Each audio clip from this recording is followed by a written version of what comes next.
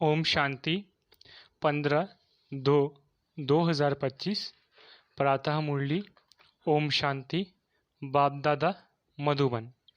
बाबा आज कह रहे हैं, मीठे बच्चे, बाप तुम्हें दैवी धर्म और श्रेष्ठ कर्म सिखलाते हैं।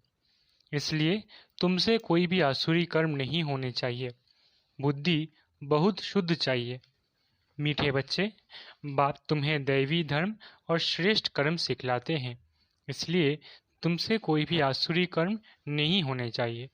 बुद्धि बहुत शुद्ध चाहिए। प्रश्न: देह अभिमान में आने से पहला पाप कौन सा होता है? उत्तर: अगर देहाभिमान है तो बाप की याद के बजाय देहधारी की याद आएगी। कुदृष्टि जाती रहेगी। खराब ख्यालात आएंगे। ये बहुत बड़ा पाप है। समझना चाहिए माया वार कर रही है। फौरन सावधान होना चाहिए। ओम शांति। रूहानी बाप रूहानी बच्चों को समझा रहे हैं। रूहानी बाप आए कहाँ से है? रूहानी दुनिया से, जिसको निर्वाण धाम अथवा शांति धाम भी कहते हैं। ये तो है गीता की बात। तुमसे पूछते हैं, ये ज्ञान कहाँ से आया? बोलो, ये तो वही गीता का ज्ञान है। गीता का पाठ चल रहा है और बाप पढ़ाते हैं। भगवान उवाच है ना, और भगवान तो एक ही है। वो है शांति का सागर। रहते भी है शांति धाम में, जहाँ हम भी रहते हैं। बाप समझाते हैं कि यह है पतित दुनिया, पाप आत्माओं की तमो प्रधान दुनिया। तुम भी जानते हो बरोबर, हम आत्माएं इस समय सतमो प्रधान हैं। 84 का चक्र खाकर सतो प्रधान से अब तमो प्रधान में आए हो। ये पुरानी अथवा कलयुगी दुनिया है ना। ये नाम सभी इस समय के हैं।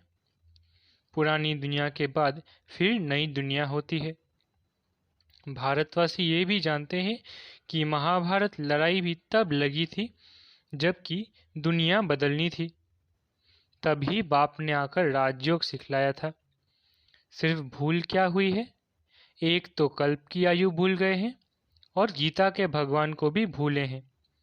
श्री कृष्ण को तो गॉडफादर कह ना सकते।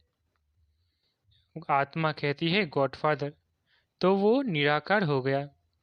निराकार बाप आत्माओं को कहते हैं कि मुझे याद करो, मैं ही पतित पावन हूँ। मुझे बुलाते भी है, हे पतित पावन। श्री कृष्ण तो देहधारी है ना। मुझे तो कोई शरीर है नहीं। मैं निराकार हूँ। मनुष्यों का बाप नहीं, आत्माओं का बाप हूँ। ये तो पक्का कर लेना चाहिए। घड़ी घड़ी हम आत्माएं इस बाप से वर्षा लेती है। अभी 84 जन्म पूरे हुए हैं। बाप आया है। बाबा बाबा ही करते रहना है। बाबा को बहुत याद करना है। सारा कल्प जिस्मानी बाप को याद किया। अभी बाप आए हैं और मनुष्य सृष्टि से सब आत्माओं को वापस ले जाते हैं, क्योंकि रावण राज्य में मनुष्य की दुर्गति हो गई है। इसलिए अब बाप को याद करना है। ये भी मनुष्य कोई समझते नहीं कि अभी रावण राज्य है। रावण का अर्थ ही नहीं समझते हैं। बस एक रस्म हो गई है दशहरा मनाने की। तुम कोई अर्थ थोड़े ही समझते थे। अभी समझ मिली है औरों को समझ देने के लिए। अगर औरों को नहीं समझा सकते हो तो गोया खुद नहीं समझे हो। बाप में सृष्टि चक्र का ज्ञान है। हम उनके बच्चे हैं, तो बच्चों में भी यह नॉलेज रहनी चाहिए। तुम्हारी यह है गीता पाठशाला। उद्देश्य क्या है? ये लक्ष्मी नारायण बनना। यह राजयोग है ना। नर से नारायण, नारी से लक्ष्मी बनने की यह नॉलेज है। वो लोग कथाएं बैठ सुनाते हैं। यहाँ तो हम पढ़ते हैं। हमको बाप राजयोग सिखाते हैं। ये सिखाते ही है कल्प के संगम युग पर। बाप कहते हैं, मैं पुरानी दुनिया को बदल नई दुनिया बनाने आया हूँ। नई दुनिया में इन्हों का राज्य था, पुराने में नहीं है। फिर जरूर होना चाहिए। चक्र तो जान लिया है। मुख्य धर्म है 4। अभी डीटिज्म है नहीं। दैवी धर्म भ्रष्ट और दैवी कर्म भ्रष्ट बन पड़े हैं। अभी फिर तुमको दैवी धर्म श्रेष्ठ और कर्म श्रेष्ठ सिखला रहे हैं। तो अपने पर ध्यान रखना है, हमसे कोई आसुरी कर्म तो नहीं होते हैं। माया के कारण कोई खराब ख्यालात तो बुद्धि में नहीं आते हैं, कुदृष्टि तो नहीं रहती है। देखे, इनकी कुदृष्टि जाती है अथवा खराब ख्यालात आते हैं तो उनको झट सावधान करना चाहिए, उनसे मिल नहीं जाना चाहिए। उनको सावधान करना चाहिए, तुम्हारे में माया की प्रवेशता के कारण ये खराब ख्यालात आते हैं। योग में बैठ बाप की याद के बदले कोई की देह तरफ ख्याल जाता है तो समझना चाहिए ये माया का वार हो रहा है, मैं पाप कर रहा हूँ। इसमें तो बुद्धि बड़ी शुद्ध होनी चाहिए। हंसी मजाक से भी बहुत नुकसान होता है, इसलिए तुम्हारे मुख से सदैव शुद्ध वचन निकलने चाहिए, कुवचन नहीं, हंसी मजाक आदि में नहीं। ऐसे नहीं कि हमने तो हंसी की, वो भी नुकसानकारक हो जाती है। हंसी भी ऐसी नहीं करनी चाहिए जिसमें विकारों की वायु हो।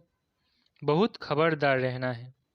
तुमको मालूम है नांगे लोग हैं, उनके ख्याल विकारों की तरफ नहीं जाएंगे, रहते भी अलग है। परंतु कर्मेंद्रियों की चलायमानी सिवाय योग के कभी निकलती नहीं है।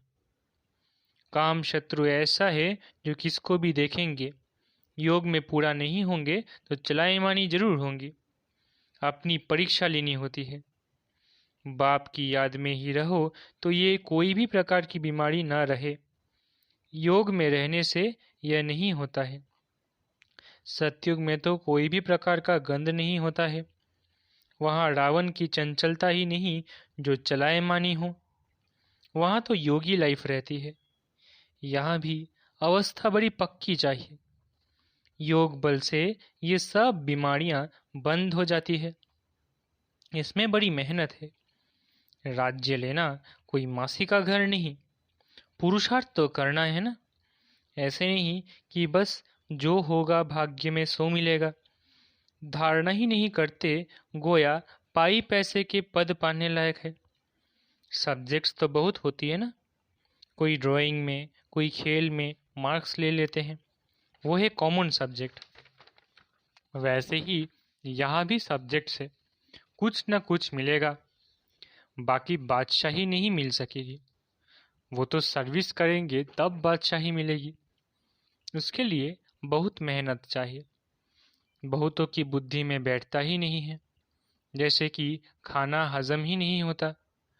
ऊंच पद पाने की हिम्मत नहीं, इसको भी बीमारी कहेंगे ना। तुम कोई भी बात देखते ना देखो, रूहानी बाप की याद में रहे औरों को रास्ता बताना है, अंधों की लाठी बनना है। तुम तो रास्ता जानते हो। रचयिता और रचना का ज्ञान, मुक्ति और जीवन मुक्ति तुम्हारी बुद्धि में फिरते रहते हैं। जो महारथी है। बच्चों की अवस्था में भी रात दिन का फर्क रहता है। कहाँ बहुत धनवान बन जाते, कहाँ बिल्कुल गरीब। राजाई पद में तो फर्क है ना। बाकी हाँ, वहाँ रावण न होने कारण दुख नहीं होता है। बाकी संपत्ति में तो फर्क है। संपत्ति से सुख होता है। जितना योग में रहेंगे उतनी हेल्थ बड़ी अच्छी होगी। मेहनत करनी है। बहुतों की तो चलन ऐसी रहती है जैसे अज्ञानी मनुष्यों की होती है। वो किसका कल्याण कर नहीं सकेंगे। जब इम्तिहान होता है तो मालूम पड़ जाता है कि कौन कितने मार्क्स से पास होंगे। फिर उस समय हाय हाय करनी पड़ेगी। बाप दादा दोनों ही कितना समझाते रहते हैं। बाप आए ही है कल्याण करने, अपना भी कल्याण करना है तो दूसरों का भी करना है। बाप को बुलाया भी है कि आकर हम पतितों को पावन होने का रास्ता बताओ। तो बाप श्रीमत देते हैं, तुम अपने को आत्मा समझ देह अभिमान छोड़ मुझे याद करो। कितनी सहज दवाई है। बोलो, हम सिर्फ एक भगवान बाप को मानते हैं। वो कहते हैं मुझे बुलाते हो कि आकर पतितों को पावन बनाओ, तो मुझे आना पड़ता है। ब्रह्मा से तुमको कुछ भी मिलना नहीं है। वो तो दादा है, बाबा भी नहीं। बाबा से तो वर्षा मिलता है, ब्रह्मा से थोड़ी ही वर्षा मिलता है। निराकार बाप इन द्वारा एडॉप्ट कर हम आत्माओं को पढ़ाते हैं, इनको भी पढ़ाते हैं। ब्रह्मा से तो कुछ भी मिलने का नहीं है। वर्षा बाप से ही मिलता है इन द्वारा। देने वाला एक है, उनकी ही महिमा है। वही सर्व का सद्गति दाता है। ये तो पूज्य से फिर पुजारी बनते हैं। सतयुग में थे, फिर 84 जन्म भोग, अब पथित बने हैं, फिर पूज्य पावन बन रहे हैं। हम बाप द्वारा सुनते हैं, कोई मनुष्य से नहीं सुनते। मनुष्यों का है ही भक्ति मार्ग, ये है रूहानी ज्ञान मार्ग। ज्ञान सिर्फ एक ज्ञान सागर के पास ही है, बाकी ये शास्त्र आदि सब भक्ति के हैं। शास्त्र आदि पढ़ना ये सब है भक्ति मार्ग। ज्ञान सागर तो एक ही बाप है। हम ज्ञान नदियाँ ज्ञान सागर से निकली है, बाकी वो है पानी का सागर और नदियाँ। बच्चों को ये सब बातें ध्यान में रहनी चाहिए। अंतर्मुख हो बुद्धि चलानी चाहिए। अपने आप को सुधारने के लिए अंतर्मुख हो, अपनी जांच करो। अगर मुख से कोई कुवचन निकले या कुदृष्टि जाए तो अपने को फटकारना चाहिए। हमारे मुख से कुवचन क्यों निकले, हमारी कुदृष्टि क्यों गई, अपने को चमाट भी मारना चाहिए। घड़ी घड़ी सावधान करना चाहिए, तभी ऊंच पद पा सकेंगे। मुख से कटु वचन ना निकले। बाप को तो सब प्रकार की शिक्षाएं देनी होती है। किसको पागल कहना ये भी कुवचन है। मनुष्य तो जिसके लिए भी जो आता है वो कहते रहते हैं, जानते कुछ भी नहीं कि हम किसकी महिमा गाते हैं। महिमा तो करनी चाहिए एक ही पतित पावन बाप की, और तो कोई है नहीं। ब्रह्मा विष्णु शंकर को भी पतित पावन नहीं कहा जाता है। यह तो किसको पावन नहीं बनाते हैं। पतित से पावन बनाने वाला एक ही बाप है। पावन सृष्टि है ही नई दुनिया, वो तो अभी है नहीं। प्योरिटी है ही स्वर्ग में, पवित्रता का सागर भी है। ये तो है ही रावण राज्य। बच्चों को अभी आत्माभिमानी बनने की बहुत मेहनत करनी चाहिए। मुख से कोई भी पत्थर व कुवचन नहीं निकलना चाहिए। बहुत प्यार से चलना है। कुदृष्टि भी बड़ा नुकसान कर देती है। बड़ी मेहनत चाहिए। आत्माभिमान है अविनाशी अभिमान। देह तो विनाशी है। आत्मा को कोई भी नहीं जानते हैं। आत्मा का भी बाप तो जरूर कोई होगा ना। कहते भी हैं सब भाई भाई है, फिर सब में परमात्मा बाप विराजमान कैसे हो सकता है। सभी बाप कैसे हो सकते हैं, इतना भी अकल नहीं है। सबका बाप तो एक ही है, उनसे ही वर्षा मिलता है। उसका नाम है शिव। शिवरात्रि भी मनाते हैं। रुद्र रात्रि व श्री कृष्ण रात्रि नहीं कहते हैं। मनुष्य तो कुछ भी नहीं समझते हैं। कहेंगे ये सब उनके रूप है, उनकी ही लीला है। तुम अभी समझते हो बेहद के बाप से तो बेहद का वर्षा मिलता है, तो उस बाप की श्रीमत पर चलना है। बाप कहते हैं मुझे याद करो। लेबर्स को भी शिक्षा देनी चाहिए, तो उन्हों का भी कुछ कल्याण हो जाए। परंतु खुद ही याद नहीं करते हैं तो औरों को क्या याद दिलाएं। रावण एकदम पतित बना देते हैं, फिर बाप आकर परिस्तानी बनाते हैं। वंडर है ना। कोई की भी बुद्धि में ये बातें नहीं है। ये लक्ष्मी नारायण कितना ऊंच परिस्तानी से फिर कितना पतित बन जाते हैं। इसलिए ब्रह्मा का दिन ब्रह्मा की रात गाई हुई है। शिव के मंदिर में तुम बहुत सर्विस कर सकते हो। बाप कहते हैं तुम मुझे याद करो, दर दर भटकना छोड़ दो। ये ज्ञान है ही शांति का। बाप को याद करने से तुम सत्व प्रधान बन जाएंगे। बस यही मंत्र देते रहो। कोई से भी पैसा नहीं लेना चाहिए। जब तक पक्का ना हो जाए, बोलो प्रतिज्ञा करो कि हम पवित्र रहेंगे, तब तब हम तुम्हारे हाथ का खा सकते हैं, कुछ भी ले सकते हैं। भारत में मंदिर तो बहुत ढेर है। फॉरेनर्स आदि जो भी आए उनको ये संदेश तुम दे सकते हो कि बाप को याद करो। अच्छा, मीठे मीठे सिकिलधे बच्चों प्रति माता पिता बाप दादा का याद प्यारा गुड मॉर्निंग। रूहानी बाप की रूहानी बच्चों को नमस्ते। हम रूहानी बच्चों की रूहानी माता पिता बाप दादा को याद प्यार, गुड मॉर्निंग और नमस्ते नमस्ते नमस्ते। धारणा के लिए मुख्य सार। पहला, कभी भी ऐसी हंसी मजाक नहीं करनी है जिसमें विकारों की वायु हो। अपने को बहुत सावधान रखना है, मुख से कटु वचन नहीं निकालने हैं। दूसरा, आत्माभिमानी बनने की बहुत बहुत प्रैक्टिस करनी है। सबसे प्यार से चलना है, कुदृष्टि नहीं रखनी है। कुदृष्टि जाए तो अपने आप को आप ही सजा देनी है। वरदान, निरंतर याद और सेवा के बैलेंस से बचपन के नाज नखरे समाप्त करने वाले वानप्रस्थी भव। निरंतर याद और सेवा के बैलेंस से बचपन के नाज नखरे समाप्त करने वाले वानप्रस्थी भव।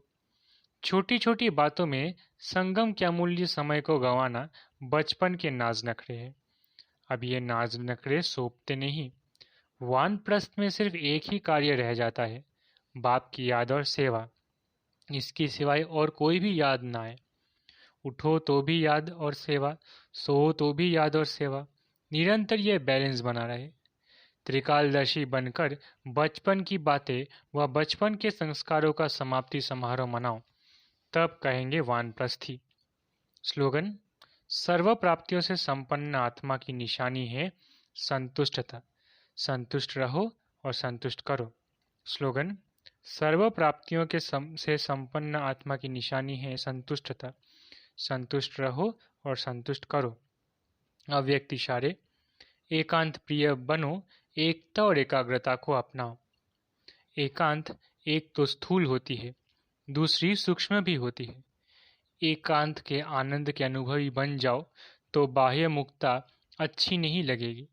अव्यक्त स्थिति को बढ़ाने के लिए एकांत में रुचि रखनी है। एकता के साथ एकांत प्रिय बनो। अच्छा, ओम शांति। शुक्रिया बाबा।